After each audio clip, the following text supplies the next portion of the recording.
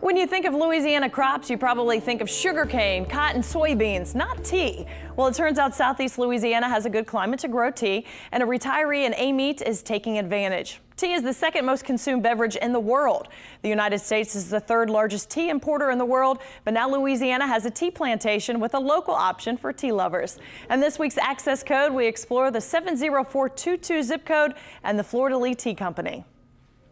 The United States consumes a lot of tea, but as the third largest tea importer in the world, most of it comes from Argentina, India, and China. However, Louisiana tea drinkers will soon have a local source. David Barron bought 160 acres in Amite to retire on, a self-sustaining pine plantation. But a new friend, horticulturist Buddy Lee, brought new opportunities. He said, "Would you like some tea plants?" And of course, I'd been accepting all these exotic plants from him, and I said, "Sure." And I said, "Well, I didn't even know you could grow those around here." About the same time, LSU was awarded a tea grant. The partnership has been crucial. LSU comes and monitors David's progress and offers expertise.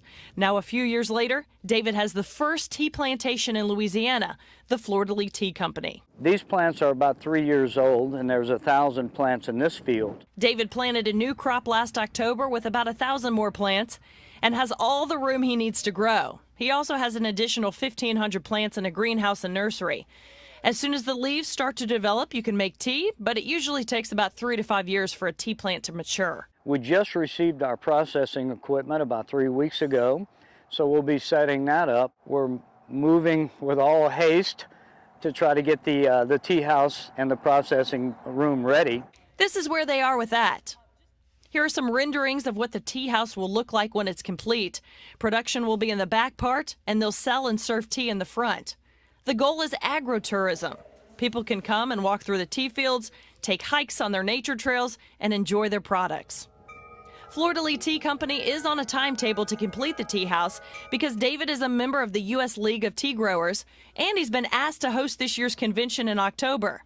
At one of the past meetings, David brought his tea leaves in for a taste testing. I heard some of the experts saying that, that David's tea has a great aroma.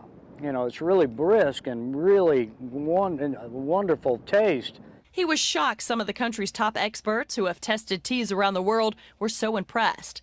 But then again, his cultivar did come from China, from a time period where the punishment for smuggling tea out of China was death. Was smuggled out of China by the Russians, and the Russians took the plants to the only place in the old Soviet Union that had a climate that was somewhat conducive to the Republic of Georgia near the Black Sea. The horticulturists in Russia cultivated the plants and kept picking out the ones that were more cold hardy and produced this cultivar here. In the first 4 months of these plants' lives in 2017, Amite had one of the biggest snows on record.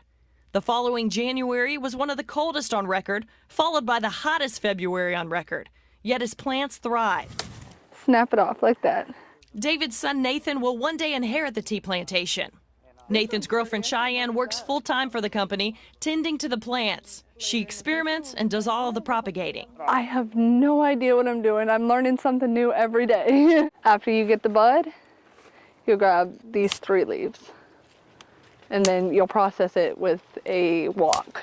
Their particular tea plants can produce all of the teas. Green tea, white tea, red tea, oolong tea, and the black tea we're all familiar with here in the South. We're one of the very few people in this country that grow tea, so I think it's amazing to be a part of. Down here about where it starts getting barky, and I'll cut them off, I can make clones out of them. The goal is to be processing tea full-time by mid to late summer and open to the public sometime next year.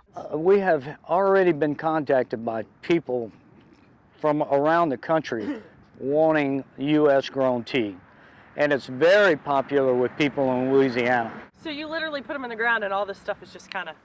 It just happened. I would rather be lucky than smart any day.